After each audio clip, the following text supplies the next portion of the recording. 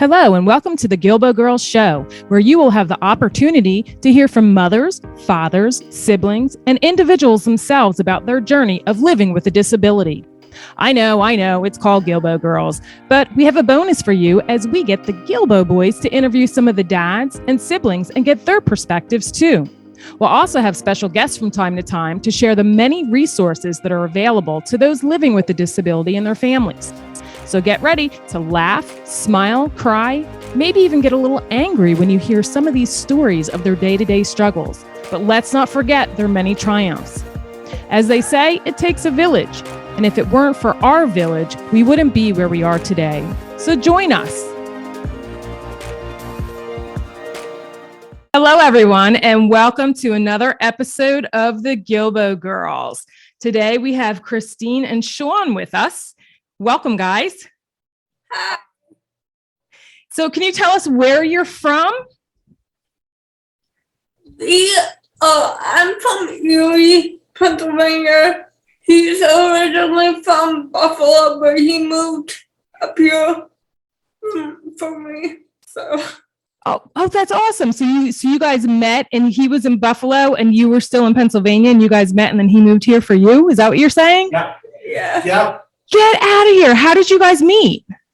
So we both went to school with a mutual friend, and she had a birthday party, and we didn't play right time, right place, I guess. Oh my gosh. It's been 4 years.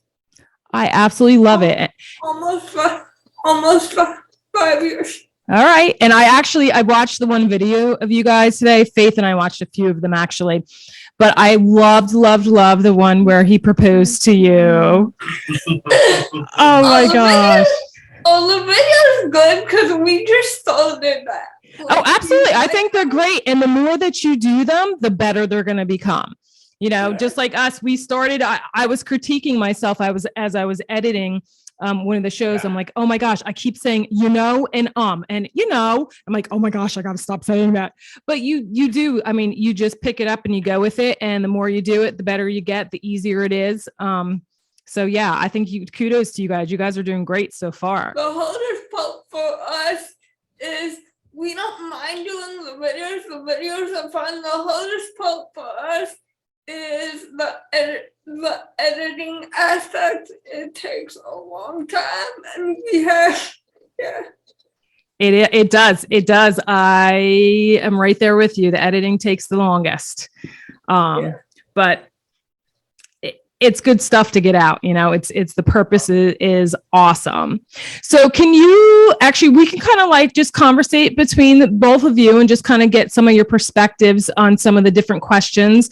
So Christine, let's start with you. Can you tell us a little bit about your journey of what it's like growing up with cerebral palsy? And do you have any other diagnoses on top of CP? So growing up, my parents were very supportive. They always tried to include me in anything I wanted to do. I was a cheerleader. I did this program where we went every Saturday. It was me and a bunch of individuals with disabilities from different ranges of disabilities, and it was a recreational program where we would do basketball and we would do crafts or go on outings. My parents have always supported me in anything I wanted to do. I've done water skiing, adaptive water skiing. That's awesome. Oh my gosh, I never tried skiing. I'm too scared. You're too scared. Were you scared? How scared were you? I love water, and I love being in the water, so it doesn't bother me. That is one place where we're complete opposites. Yeah. Water. When I get in the water, I have severe muscle spasms because of the cold water, and it's just like, ugh. Yeah. And I'm like, I hate it. I can't enjoy it and have fun. I love And I love it when I'm in it, but when I get out, I'm like, Yes. Yeah. Yep. The muscle spasms kick in. Now, so do you have anything else other than CP? Like Faith, she actually grew out of her epilepsy. Which was awesome. I saw that. Yes. And then she also has cortical vision impairment as well. And dysautonomia. So we both have impaired vision. Yeah, we do.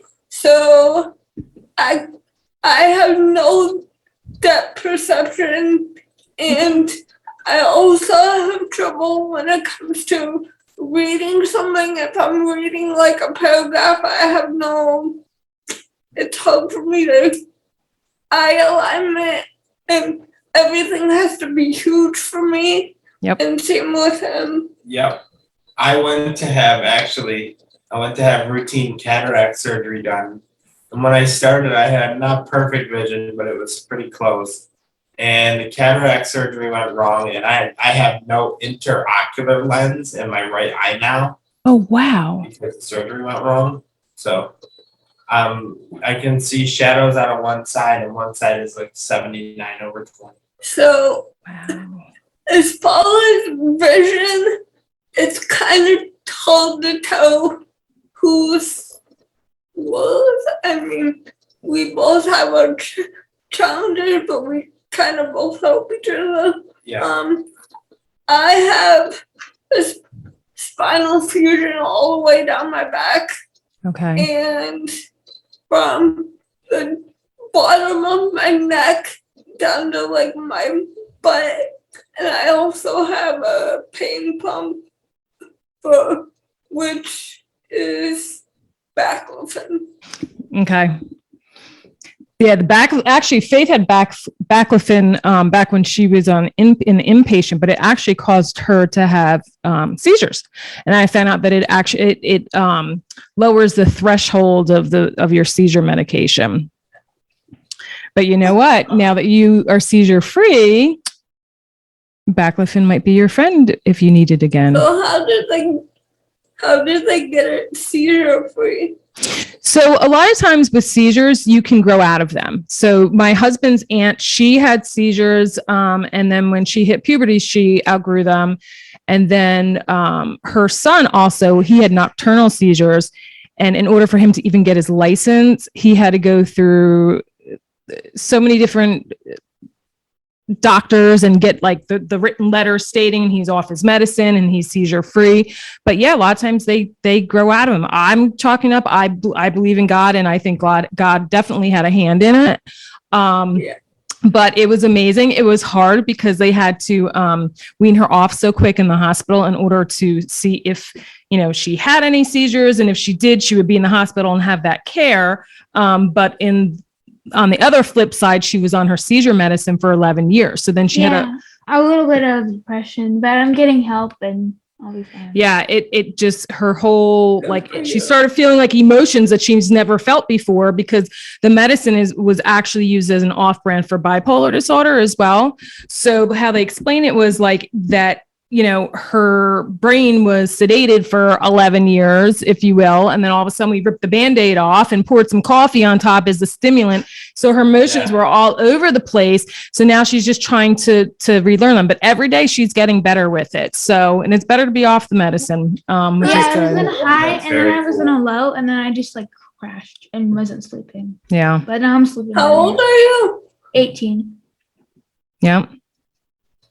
I don't know, because I was reading your post and trying to figure out how old she was, and I thought you were young. Like, I thought Faith was young, younger, but I guess Tiny not. terrain. Yeah, she's 18. Yeah. So how about you, Shawn? Can you tell us a little bit about your journey of what it was like growing up with CP?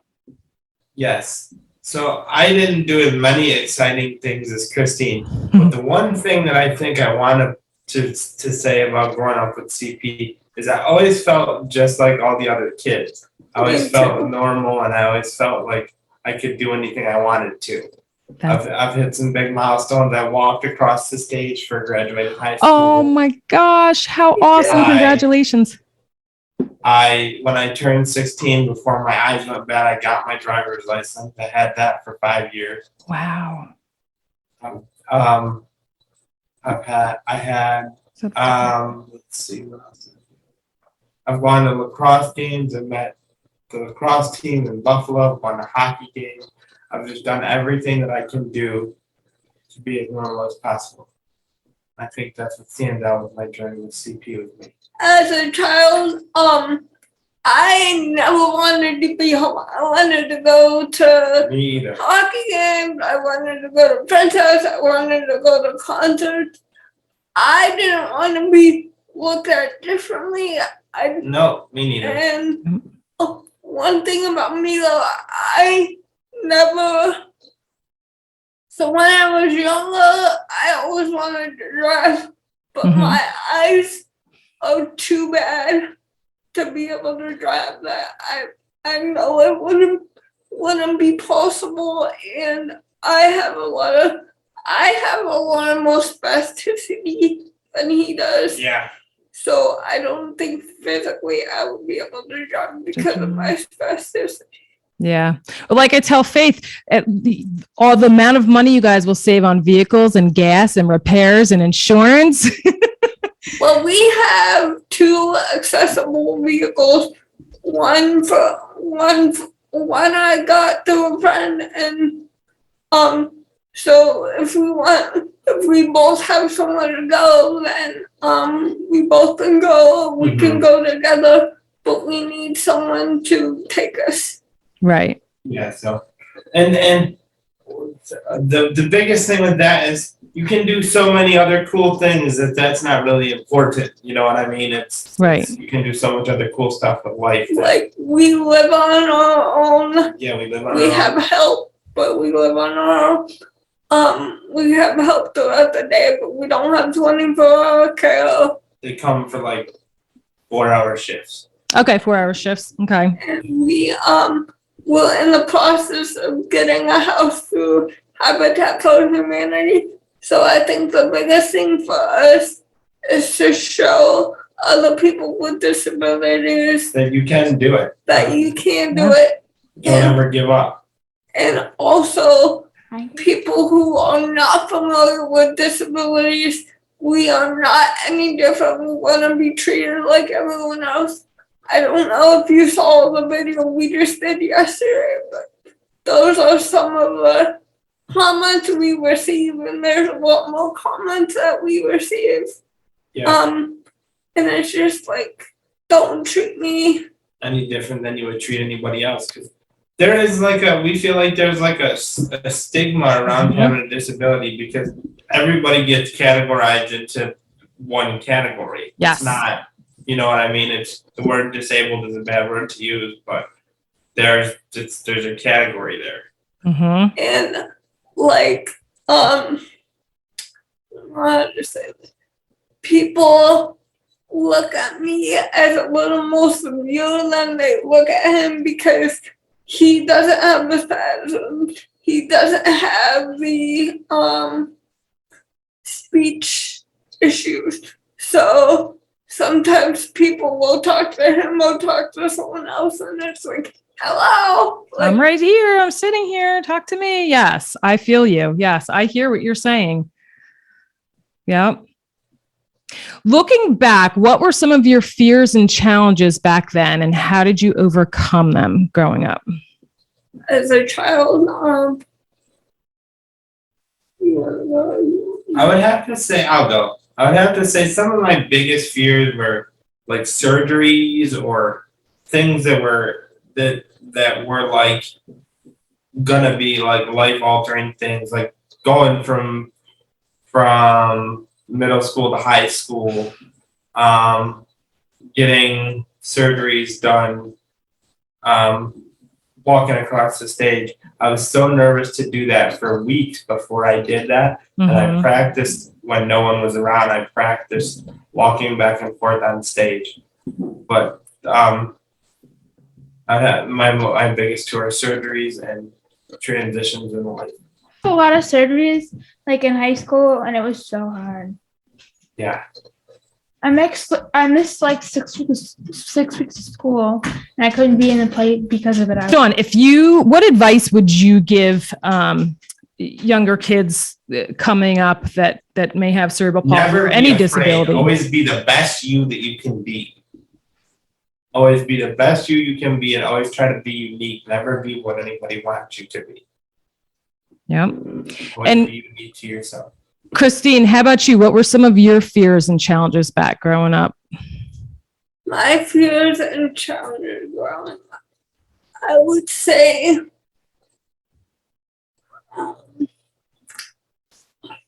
honestly, I would compare myself to people my age or my brother or my sister who do not have disabilities, and like I would see my brother driving or my sister in a relationship, and I would think to myself, like, am I gonna be able to, is someone gonna love me even though I have this, or I have a disability in challenge? Or am I gonna be able to live on my own, or am I gonna have a job?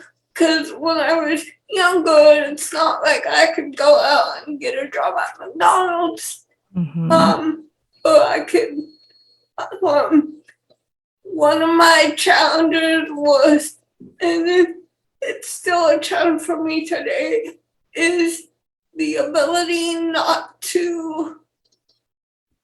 I can't just get up and go. If I want to go to the mall or I want to go out to eat, we have to make arrangements or have somebody take us, have somebody go with us, make arrangements for the lift. It's not so that's, but I've learned that even though you have to adapt to things, that anything is possible, even though you might think that's not going to be me one day, and that's just not going to be me. I've overcome a lot of the things that I didn't think I would do. That used to be me, but I'm trying to overcome it. Yeah, when you talk a little bit louder so that way the microphone picks you up. Sorry. It's okay. I think it's amazing. And, just even having you guys on the show shows other people that are, that are watching or listening via podcast or YouTube, that you are like everyone else. You guys are engaged. You're living on your own. Yes, you may need help, but and tell us a little bit more about Habitat for Humanity, because I think that's amazing that you guys are getting a home through them.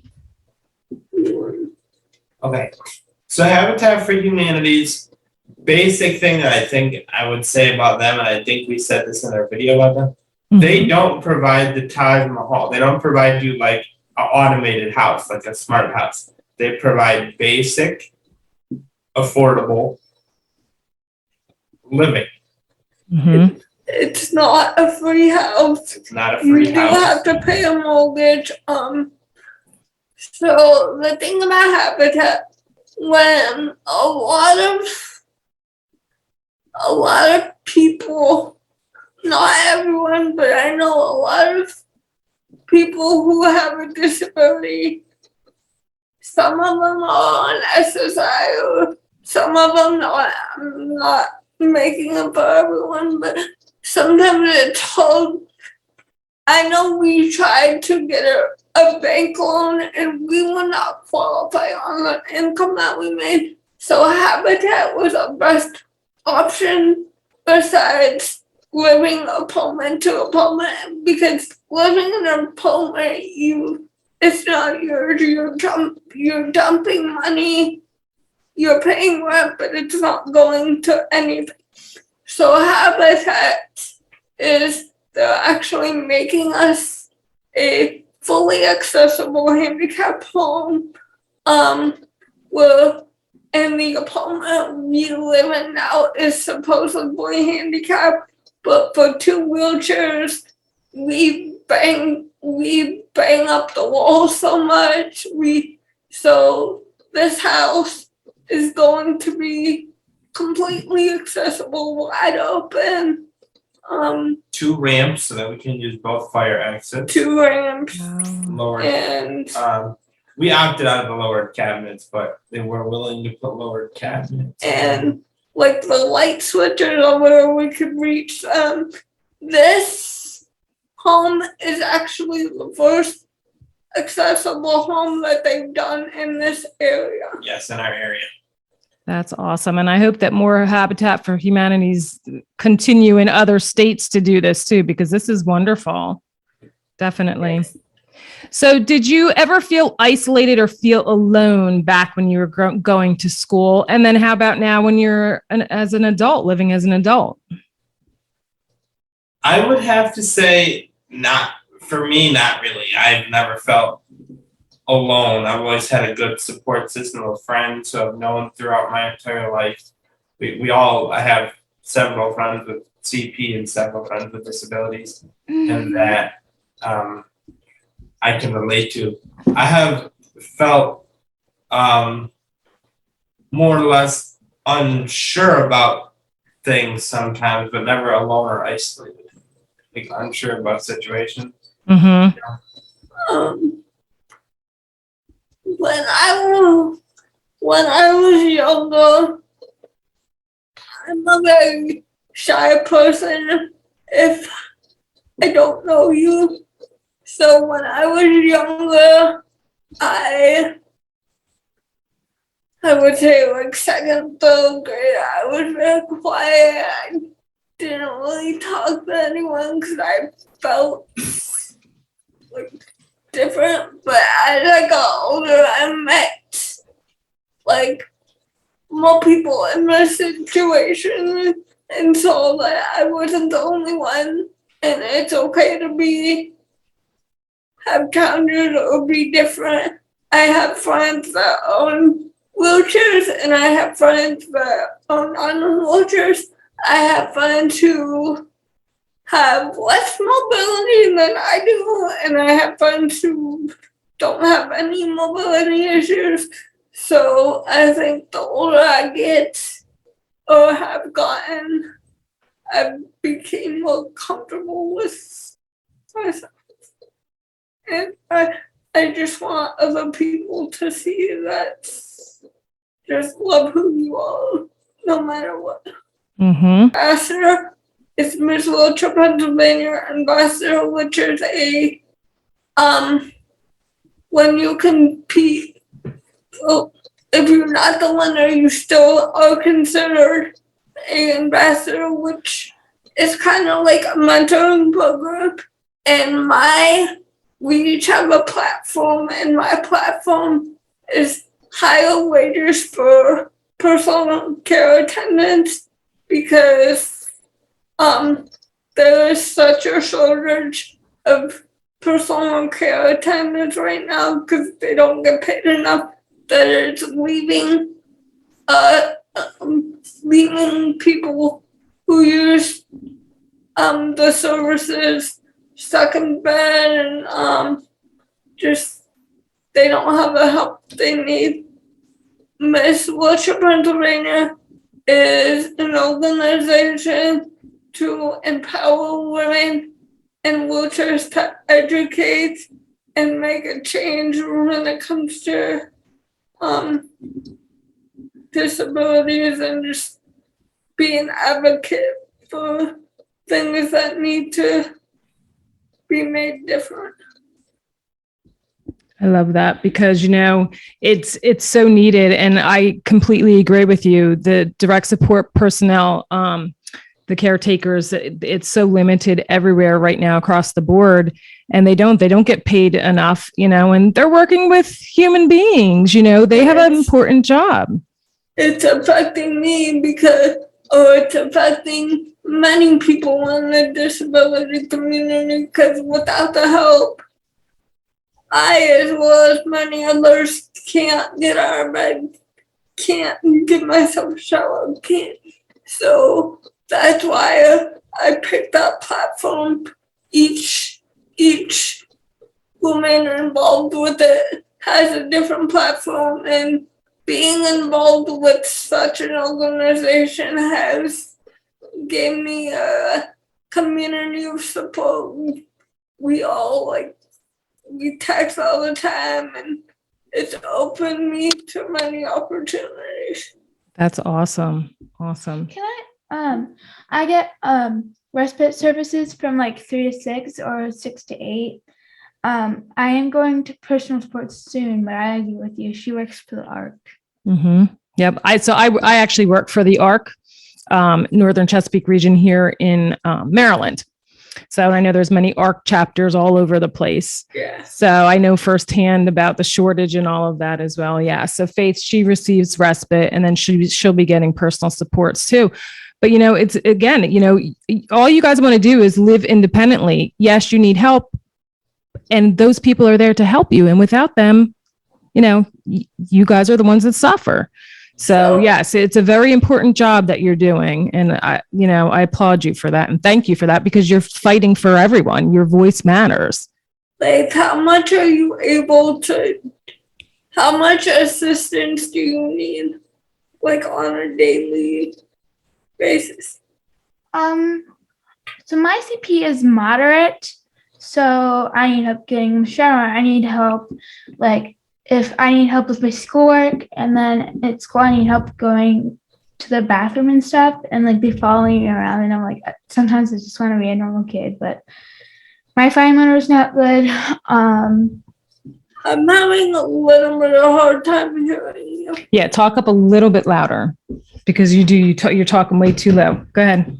So I need assistance in the bathroom, and I can't take a shower on my own, and at school I have people follow me around. My fine motor is not good, so for example, my OT's coming next week to help me learn how to cook and feed myself, and as a survivor kit if my parents weren't here, so I could learn how to survive. Simple things like that. That's one of my biggest, because my mom is my backup if my caregiver doesn't show up, and it's with the shortage of people right now, it's what am I gonna do when he's not here? So it's an adjustment to try to, but you make it work. You learn how to adapt with what you have to adapt to, and my CP mostly affects my right side, and I can't I have a hard time reading and writing and stuff too. Yeah. So with her fine motor, cutting up her food, even making her food, and then because of her balance, using the walker, she I can't get dressed on my own either. Yeah, she needs help with getting dressed, putting her socks and shoes on, and her braces. She can brush her hair, but she can't put it up on her own. She needs a scribe. Everything's speech to text as well.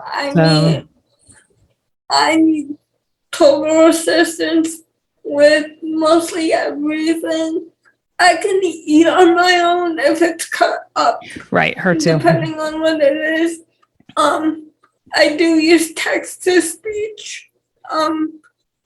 That's how I got through college, and when I was looking, I use text to speech a lot because I can't write. It looks like a 2-year-old. Me as well. It looks like a 2-year-old. And you're on the wall.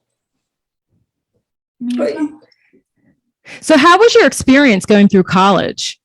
Did you get extra help? I went to Edinburgh University, which is, it was one of the top colleges for disabled people to go to, because they had it. I lived in a dorm where it was everyone on the floor had some type of disability, and there was people that would sit in a room, and when you needed them, you would go down to the room and say, "Hey, can you come help me?" And you would sign up to get up. You would sign up to go to bed. So you in the morning you'd write down what time you wanted to get up, you'd write down what time you wanted to go to bed. But once we were up, we were kind of on our own, and we could go out, and so it wasn't like there was someone there with you Right. 24 hours a day. As far as, but unfortunately, they got rid of that program a couple of years ago, right after I graduated, which made me really sad because I don't think there was only 5 in the country, and I know 2 of them are no longer there anymore, and I know the 2 that no longer exist were the main, the best ones. But as far as my classes went, I would have a note taker, and when I would have a test or something, I would sign up to take my test, and they had students who would act from different classes who would give you the test. Okay. Gave you extra time and stuff too to take it. Okay. And what do you do now? What do you do now? Do you both work or? So I recently got laid off. Me too. Like 2 months ago, I was a independent living specialist, which I did it for about 2.5 years. I would help people if they needed to sign up for services, or I would help individuals if they needed to learn a new skill, or I would do peer counseling, or just anything disability related. If they were having an issue with something in the school, I would go in the school and I would be an advocate for them to be like, this is why they need this accommodation, or but right now, because he got laid off as well, we're kind of trying this YouTube thing, and I wouldn't call it just a YouTube thing. We're trying our hand at more advocacy work. Advocacy work. Yeah. And I want to do like public speaking, and I think you'd be awesome at it. I'm my hand in public speaking, and he's gonna do. We're both gonna do the video. Because I think if you do a job, you should love your job, and you shouldn't just do a job just to do a job. So when you look back at what you've done, you can say, well, I made a difference. Yep. Yeah. We like doing the rolling with CP because we just started this 3 days ago, and a lot of the people that comment, I don't even know. I don't even know, but they're like, thank you so much. I relate to this. I know what this feels like.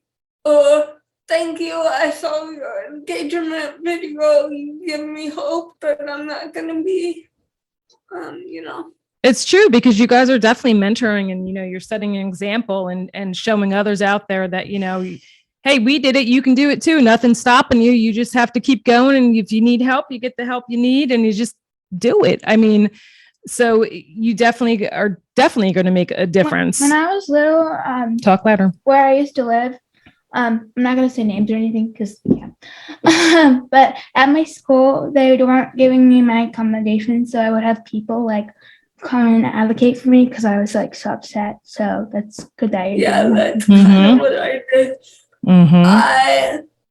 When I was little or younger, I didn't have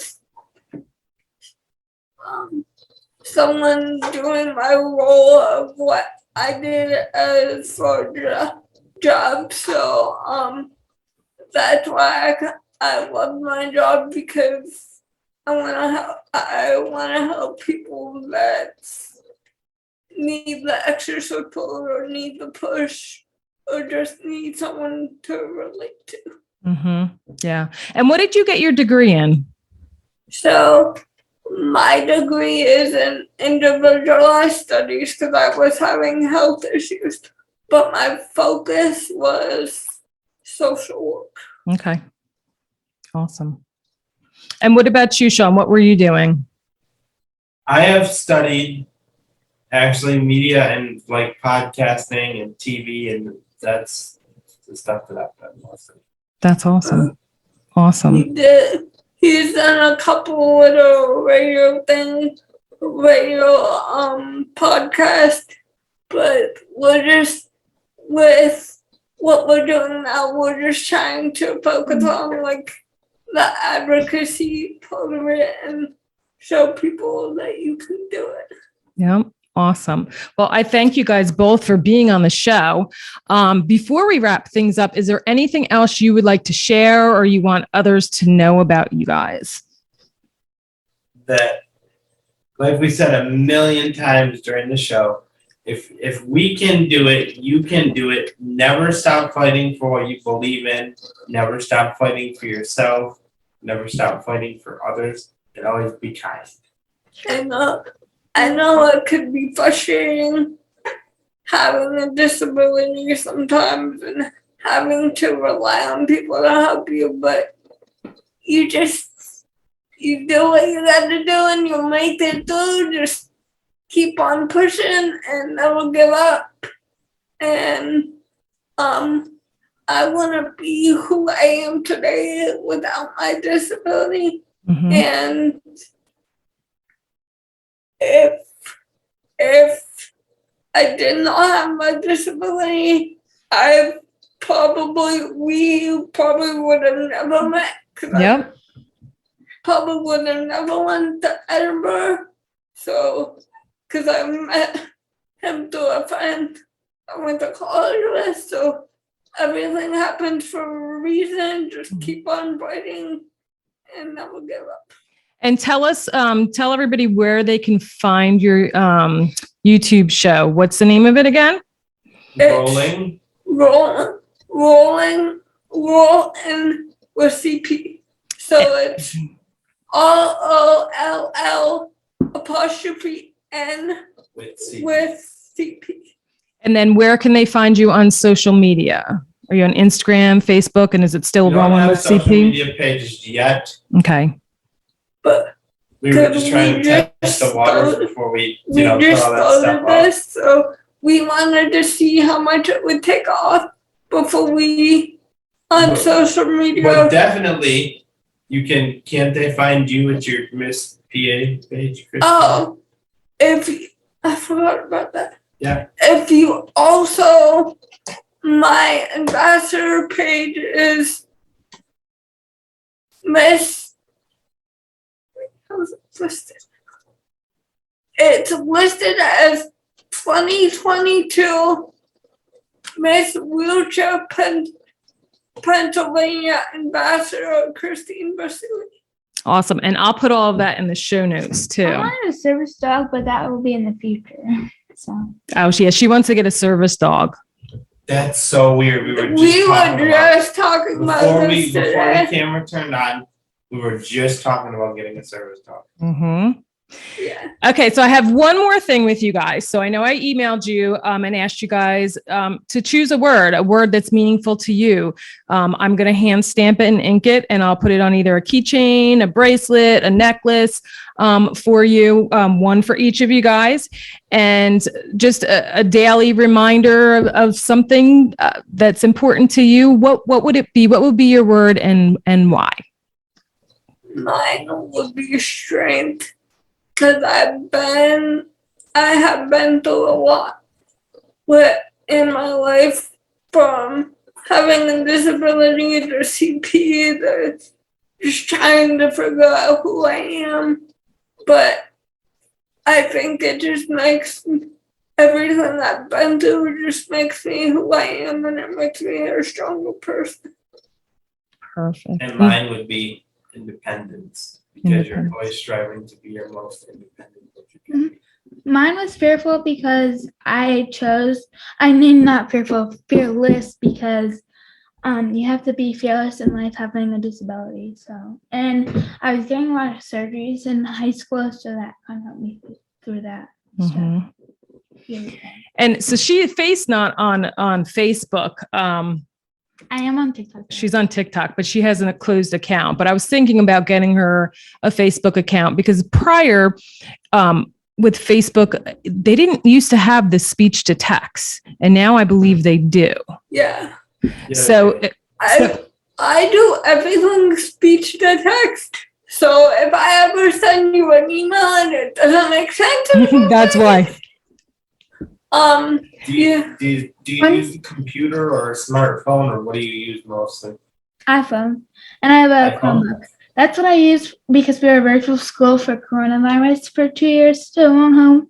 Yeah. So that was my Lord and Savior. Yeah, the Chromebook. But yeah, she's good. She knows more on the iPhone than I do, like TikTok. She's on TikTok all the time. And she is constantly follows so many people with disabilities, and she'll have conversations and, chime in and everything. What is the point of what? I'm not on TikTok. I have one, but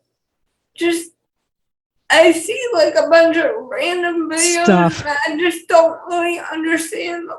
Yeah. So if you find the right people, because like I said, she follows a lot of people that have disabilities, and I don't know, it lifts her up, and it just, I don't know, she gets a lot out of it. I follow these cute little 3-year-old triplets. They're so cute. 3-year-old triplets. I went to them. So, and that honestly, I would say to you guys is, when you start doing the YouTube and stuff, if you guys learn TikTok is Yeah, we're gonna branch out. supposedly the top thing. I have to figure out how to do it because there's short little clips of videos, and you guys would have so much to offer in that, I think. So, what would be the difference between YouTube and TikTok? It's just for those things. TikTok's It's a 60-minute video.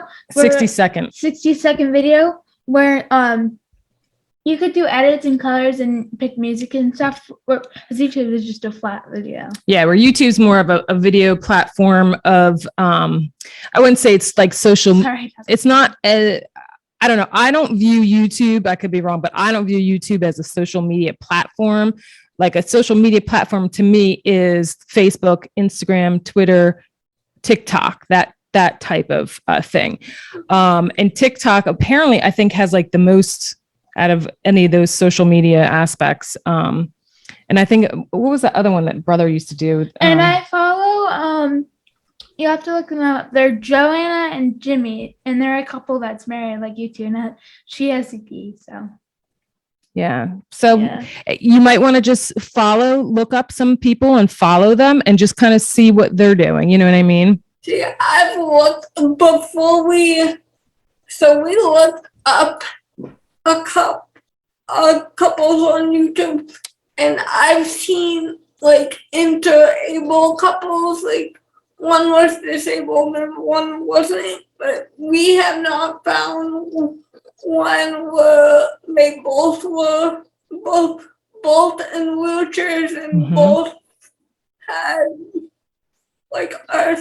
So that's why we're trying to do ours to show, it doesn't matter, you can still accomplish things. Yep. I also follow someone who was a single mom. I believe she got in a car accident and she raised her son on her own. She has a boyfriend and she's pregnant again. Yeah. Mm-hmm. Yeah. She's like the TikTok queen, but I don't have her account public so people can't follow her because she'll sit there and make videos all day, and I don't have time to sit there and monitor them to see what she's. It's mostly for advocating. My page is supposed to be talking good and positive. So. Yeah. So, okay. So I just want to thank you both, honestly, for coming on the show. Keep doing what you're doing, making a difference. And I was just very excited. And all of your information will be in the show notes so people know how to get in touch with you guys. So thanks so much for joining us. Thank you. You're Thank welcome. you. Thank you for joining us as we spread awareness through our personal stories and the many resources shared. You can help us by joining our village simply by sharing our show to the masses. If you would like to support the Guilbault Girls on another level, click on the link in the show notes to make a donation in any amount. Add your address and you'll receive a hand-stamped token with the word village on it in appreciation. Be sure to subscribe to our Guilbault Girls podcast and YouTube show, and don't forget to follow us on Facebook and Instagram at Guilbault Girls. Till next time.